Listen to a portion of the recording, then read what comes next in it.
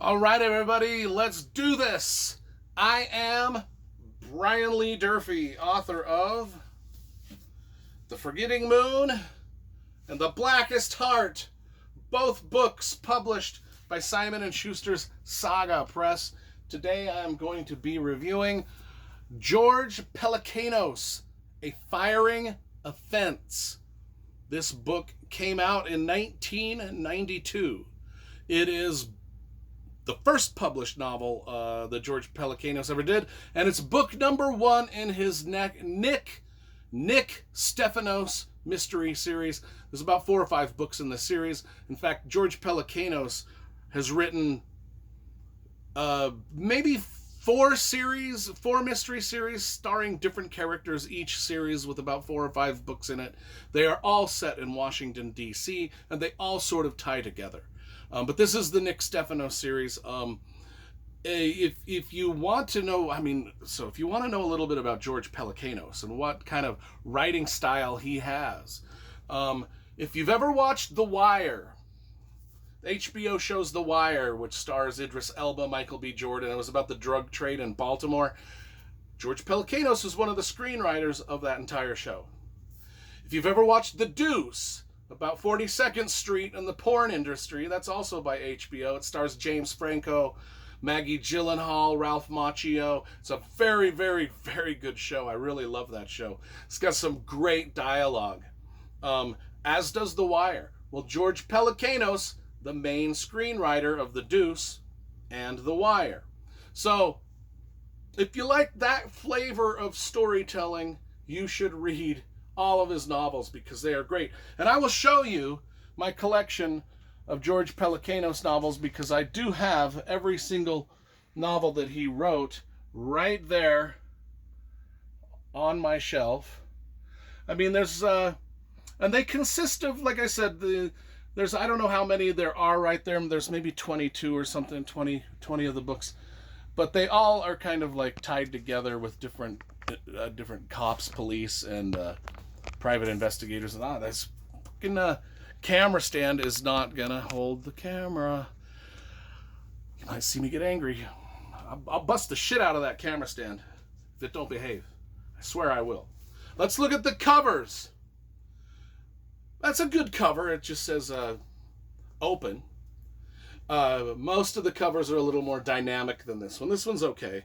But it does actually match the tone and flavor of the other covers. So that's good. And if you noticed, all the spines matched. So that's another good thing about the Pelecanos book. What's this about? This is about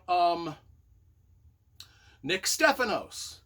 He's a private investigator. However, in book number 1, he is not a private investigator. He actually just works for Nutty Nathan's electronic shop. Now, at Nutty Nathan's, he's friends with one of the stock boys, and that stock boy goes missing. He's been missing for a week or two. And the stock boy's grandfather comes into the store and he says, hey, you probably noticed my grandson's missing. His grandson's name was, what was the kid's name? Jimmy Broda. Yeah, Jimmy Broda was the kid's name. Jimmy, you might notice Jimmy's been missing from work. Well, he's been missing from home. Will you find him? And Nick Stefanos is like, why don't you go to the police? Isn't that the police's job to find missing people? And the grandfather's like, well, I don't know if we want to go to the police on this.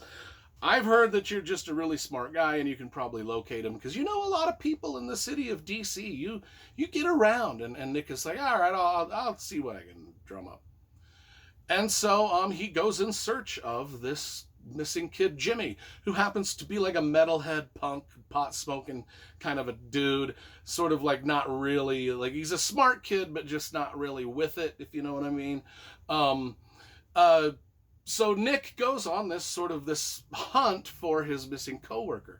All the while, he still works at the electronics shop, which is the brilliance of this book, is just seeing how Nick deals with all the different Karens and stuff that come into his electronics shop, and how he has to deal with his bosses and the other coworkers.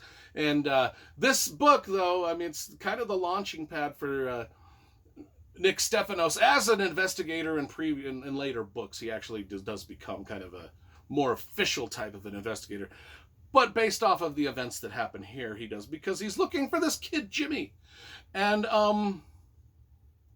after a bit of searching, and this happens pretty early on, after a bit of searching, Nick is just like, the kid went on a joyride across the country or something. He'll be back.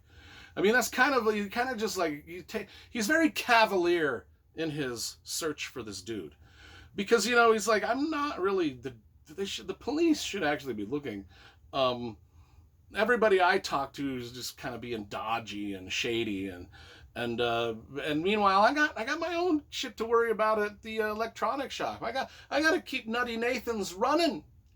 I can't let Nutty Nathan's go to hell. I got orders I got to take. I got customers that I got to be nice to, and it is cool. It is funny when he gets customers in the store that they're just Karens, and he goes off. I mean, this is some of the brilliant parts of the book, and the writing is just absolutely golden. Just absolutely golden. The dialogue is perfect for every situation that Nick gets himself into, especially as he starts to get more and more into this investigation. And then the book is ultimately about him searching for this kid, and just the corruption that he finds on every level of society, whether it's just within his own electronic shop, or in the government, or in the illicit drug trade, mixed with the government and his electronic shop. I mean, it all ties together. It's just a really brilliant way to set up a mystery series and a detective series where you've got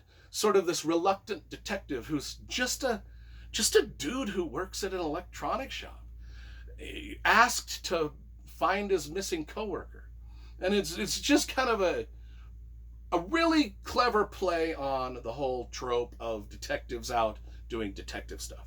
And so I actually really liked it, just because Pelecanos is one of the best writers that there is, and you just can't get better. Dennis Lehane also wrote on The Wire. He also helped with some of the screenplays, and Dennis Lehane is one of my favorite mystery writers too. And anyway, so is George Pelecanos. Super good. I give this a solid 8.5 out of 10. I actually really enjoyed rereading this. Can't wait to get to more George Pelecanos and reread all of those too. Stay tuned.